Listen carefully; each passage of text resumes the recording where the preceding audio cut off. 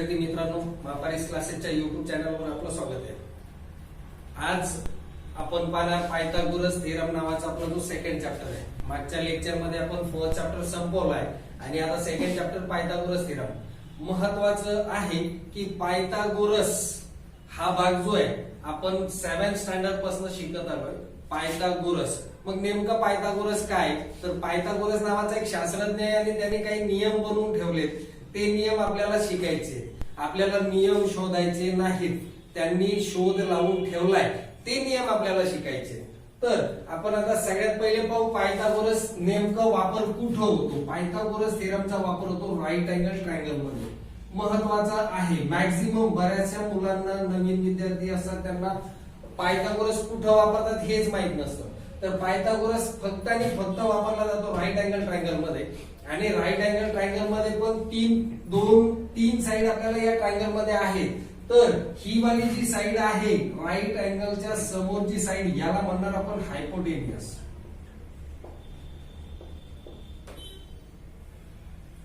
ठीक आहे। आणि या उरलेल्या दोन ज्या साइड्स आहेत त्या रिमेनिंग साइड्स ऑफ ट्रायंगल, या ट्रायंगल मध्ये उरलेल्या दोन साइड्स। मग आपल्याला पायथागोरस मध्ये हायपोटेनियस वरच सगळ्यात जास्त काम असतं। आपण आतापर्यंत याचा फक्त फॉर्म्युला शिकलोय। काय फॉर्म्युला असतो याचा? Hypotenuse square is equals to one side square plus second side square, किंवा पहिली side one side square and two side square म्हटलं तरी चालेल, काहीच अडचण नाही। ओके, हा आतापर्यंत आपण फॉर्म्युला शिकलोय। आता आपण पायथागोरस चॅप्टरला सुरुवात करू। चला, पायथागोरस मध्ये आपण काय पाहणार? सगळ्यात पहिले सुरुवातीचं आहे सिमिलॅरिटी आणि राईट अँगल ट्रायंगल। मग सिमिलॅरिटी आणि राईट अँगल ट्रायंगल मध्ये काय भाग सारखा असणार? काय आहे सिमिलॅरिटी आणि राईट अँगल ट्रायंगल मध्ये? पहा काय दिलंय त्यांनी, एक थेरम दिलाय। In a right angle triangle if altitude is drawn to hypotenuse, hypotenuse पासून एक अल्टिट्यूड ड्रॉ केला तर काय म्हणतात ते? Then the two triangles form are similar to the original triangle and each other. म्हणजेच पहा यहाँ पर क्या हो रहा है, देखो एक ट्रायंगल, जहां पर एक ट्रायंगल जो है यहाँ के राइट एंगल से हम लोगों ने क्या किया, इसकी हाइपोटेनियस पे अल्टीट्यूड बनाया। यहाँ पर ये भी बन गया राइट एंगल। देखो इस ट्रायंगल को नाम देते हैं ए बी सी, और ये जो अल्टीट्यूड है ये है बीडी। तर इथं काय होणार, या अल्टीट्यूड मुळे या ट्रायंगलचे जो एबीसी ट्रायंगल अपन घेतलाय, हम लोगों ने जो एबीसी ट्रायंगल लिया है, एबीसी ट्रायंगल के दो और ट्रायंगल बन गए। कौन सा? ए बी डी और बी डी सी, ये दो और ट्रायंगल बन गए। तो इस थ्योरम से क्या पता चलता है? थ्योरम में क्या बताया इन्होंने, ये जो दो ट्रायंगल है ये तो सिमिलर है, ऐसा ही हमको बताया है। ये दोनों ट्रायंगल एक दूसरे को सिमिलर है, और एक दूसरे को सिमिलर होते हुए इस बड़े वाले ट्रायंगल को, जो पहला वाला ओरिजिनल ट्रायंगल है, उसको भी ये सिमिलर है। मतलब कैसा होगा, काय होणार? Triangle ABC, similar triangle A B D. ठीक है। और दूसरा क्या होगा फिर? Triangle ABC, similar triangle B D C. और तीसरा आएगा triangle A B D, similar triangle B D C. ये हो गया similarity and right angle triangle. अभी हम लोग देखेंगे इसके नेक्स्ट वाला थ्योरम। चलो, इसके आगे वाला थ्योरम जो क्या दिया है हमको, theorem of geometric mean. Geometric mean हा थ्योरम आहे। क्या बोलते हैं इस थ्योरम में? In a right angle triangle the perpendicular segment to hypotenuse from opposite vertex is the geometric mean of the segments into each the hypotenuse is divided। मतलब क्या हो रहा है, देखो यहाँ पर होगा एक ट्रायंगल हम लोग को इन्होंने दिया है, और ये ट्रायंगल का जो हाइपोटेनियस के अपोजिट वाला वर्टेक्स, मतलब यहाँ से हम लोगों ने क्या किया, यहाँ पर परपेंडिकुलर डाला, यहाँ पर राइट एंगल बन गया। तो क्या होगा, ये जो ट्रायंगल है, हा जो ट्रायंगल आहे, या ट्रायंगल मध्ये जो अल्टिट्यूड आपण हायपोटेनियस वर टाकलाय, या अल्टीट्यूड मुळे ज्योमेट्रिक मीन कसं तैयार होना, कैसा बनेगा वो बनेगा, देखो ज्योमेट्रिक मीन के लिए हम लोगों को याद रखना है जो भी परपेंडिकुलर हम लोगों ने डाला है उसका स्क्वायर, और जो हाइपोटेनियस के दो पार्ट की अल्टीट्यूड की वजह से बनते हैं उस दो पार्ट का मल्टीप्लीकेशन, इसी को हम लोग बोलेंगे ज्योमेट्रिक मीन। ये हो गया ज्योमेट्रिक मीन, इसके दो पार्ट जो बने हैं उसका मल्टीप्लीकेशन ये अल्टीट्यूड की स्क्वायर की बराबर होगा। आता आपल्याला पाहायचं पायथागोरस थेरम।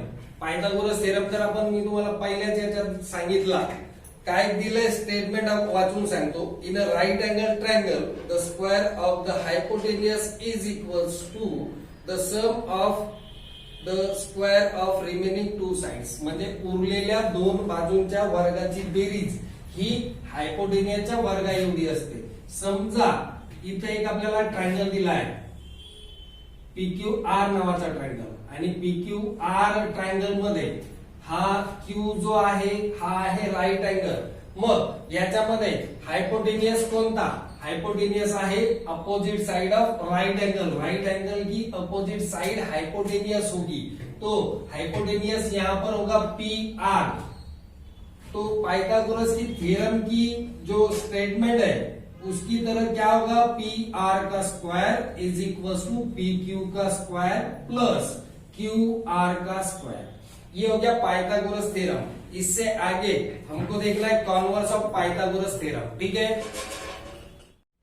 चला याच्या पुढे पायथागोरसच्या पुढचा जो पार्ट आहे कॉन्वर्स ऑफ पायथागोरस, काय स्टेटमेंट आहे त्यांचं दिलेलं पुस्तकामध्ये, in a triangle if a square of one side is equals to sum of square of remaining two sides then the triangle is a right angle triangle.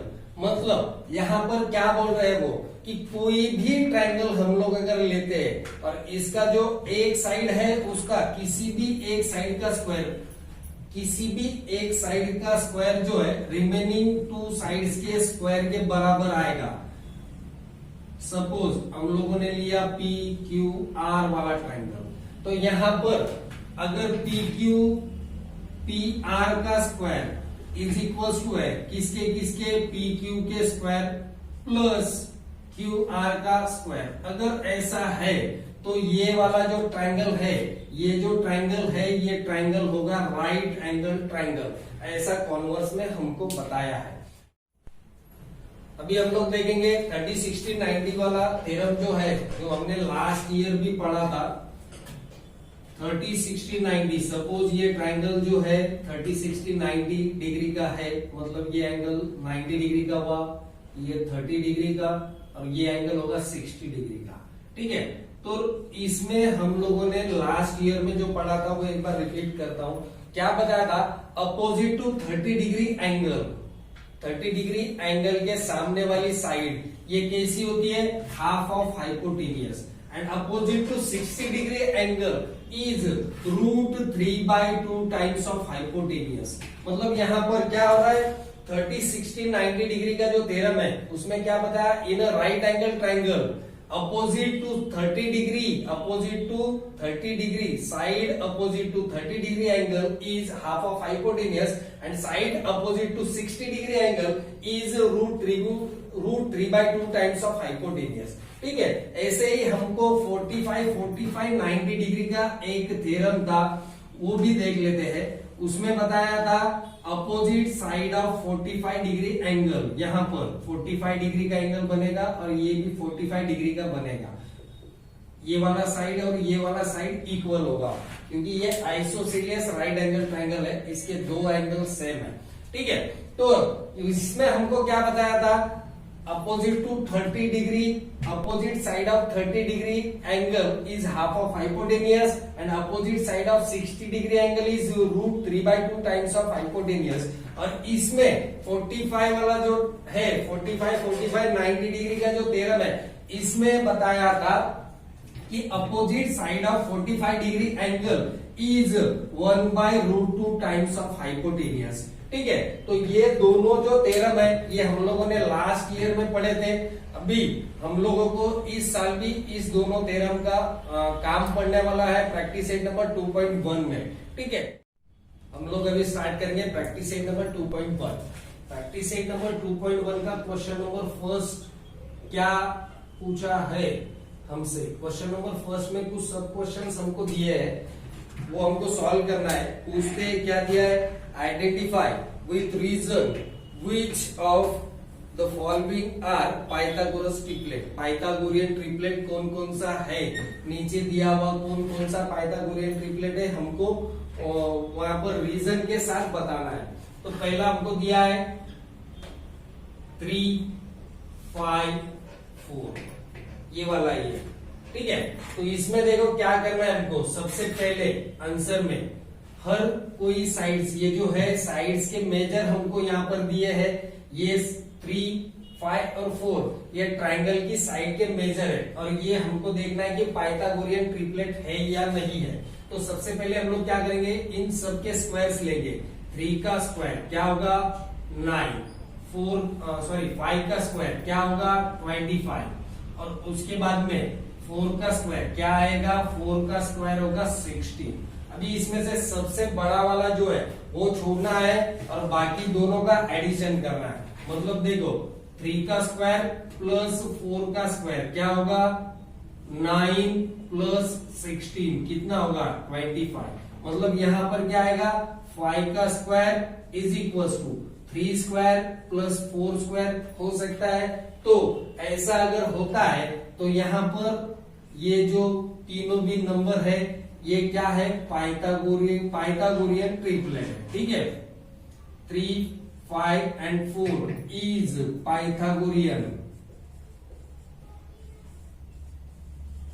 Pythagorean triplet, ठीक है। Second वाला हम लोग को दिया है, सेकेंड है 4, 9 और 12। 4, 9, 12 इसको हमको बताना है पाइथागोरियन ट्रिपलेट है या नहीं है। फिर क्या करेंगे, फर्स्ट क्वेश्चन की तरफ 4 का स्क्वायर कितना हुआ 16, 9 का स्क्वायर कितना आएगा 81, और 12 का स्क्वायर कितना होगा 144। सबसे बड़ा वाला कौन है 12। अभी ये जो रिमेनिंग दो है इसका स्क्वायर देख लेते। 4 का स्क्वायर प्लस 9 का स्क्वायर मतलब कितना 16 प्लस 81 कितना होगा ये 97, ठीक है। तो 4 का स्क्वायर प्लस 9 का स्क्वायर किसके इक्वल नहीं होगा, नॉट इक्वल टू 12 स्क्वायर, ठीक है। तो फिर ये पाइथागोरियन ट्रिपलेट होगा क्या, नहीं होगा। वही हमको लास्ट में लिखना है, क्या दिया है 4, 9 और 12 इज नॉट पाइथागोरियन ट्रिपलेट,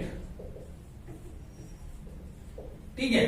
ऐसे ही इसमें भी जो बचे हुए क्वेश्चन है 6 क्वेश्चन है, 2 मैंने सॉल्व करके दिए हैं, 4 अभी बाकी है। इसमें फर्स्ट क्वेश्चन के सब क्वेश्चन 4 बाकी है, वो आप लोगों को फाइंड करना है और बताना है पाइथागोरियन ट्रिपलेट है या नहीं है। यहाँ पर हम लोग आज का लेक्चर खत्म करते हैं। नेक्स्ट लेक्चर में बाकी क्वेश्चन हम लोग करेंगे, ठीक है। चलो।